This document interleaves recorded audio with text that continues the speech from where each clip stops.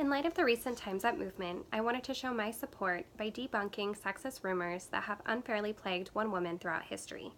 The woman we are going to be discussing today is Russian Empress Catherine the Great. Catherine ruled Russia from 1762 to 1796. Her reign is known as a time of enlightenment, promoting education, public health care, and generally improving the lives of her citizens. However, she is mostly remembered in history for her sex life. Two of the most famous rumors to plague this woman are that she died while trying to copulate with a horse, and her boyfriend built a series of fake villages just to make her feel better about herself.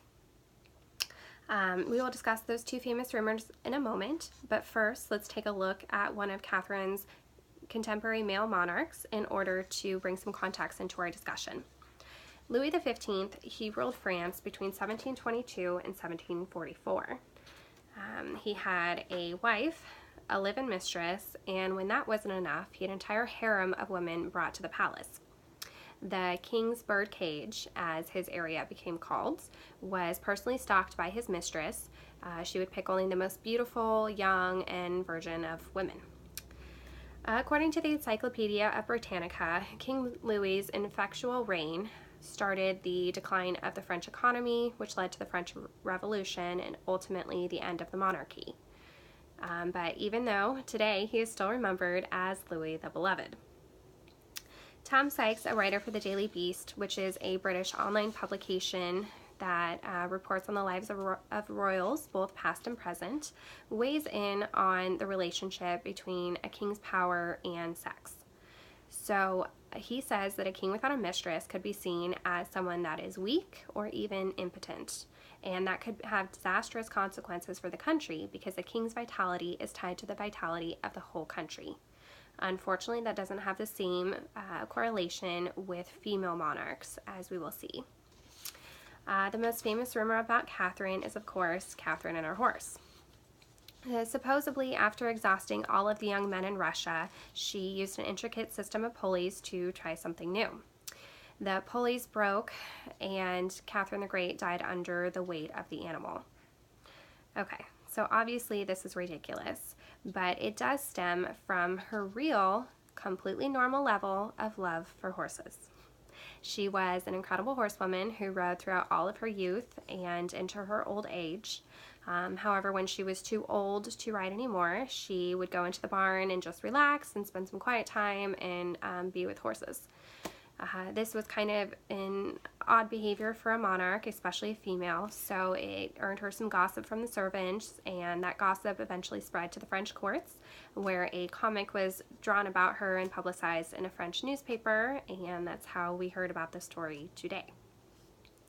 The second rumor is that Gregory Potemkin, Catherine's longtime lover and rumored husband, built a series of fake peasant villages in order to make her feel that her reign was actually contributing to the life of the peasants.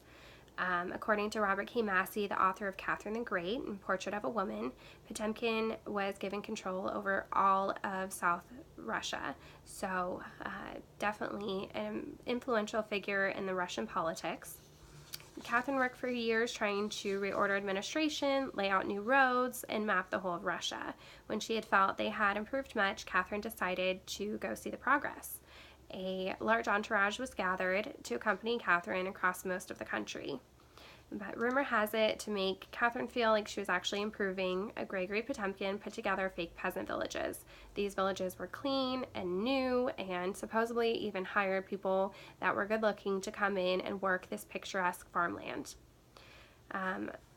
This supposedly served two purposes. The first one is to make Catherine think that she was doing a good job.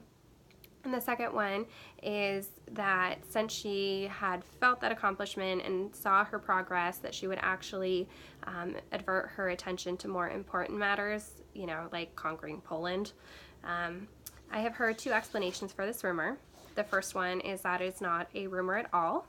A mass portion of the population of Russia was starving at this time, and poor sickly people trying to scrape existence out of the land would not have made the Empress feel very good about her new policies, so her boyfriend fixed it. The second explanation is given by Beckett Graham in the History Chicks podcast on Catherine the Great. She says the villagers knew the Empress and her entourage were coming, and they wanted to clean up their own homes. This explanation makes a lot of sense to me, because if I was going to have the Empress come through my area and possibly even into my home, which was the practice at the time, I would want everything to look as nice as I possibly could make it. And so they believed that the villagers actually fixed up the homes themselves and put out their own flowers, fixed their own fences, all of that to welcome Catherine on their own. Catherine the Great has a contradictory legacy. She was a forward-thinking autocrat. However, she did not actually have that big of an impact on the lives of her citizens. While the rumors spread about her are largely due to the fact that she was a woman in power with major military triumphs and who occasionally liked to wear pants, she did have 22 to 34 lovers. Accounts do vary. She was doting to her favorites, giving them huge sums of money, land, and political power.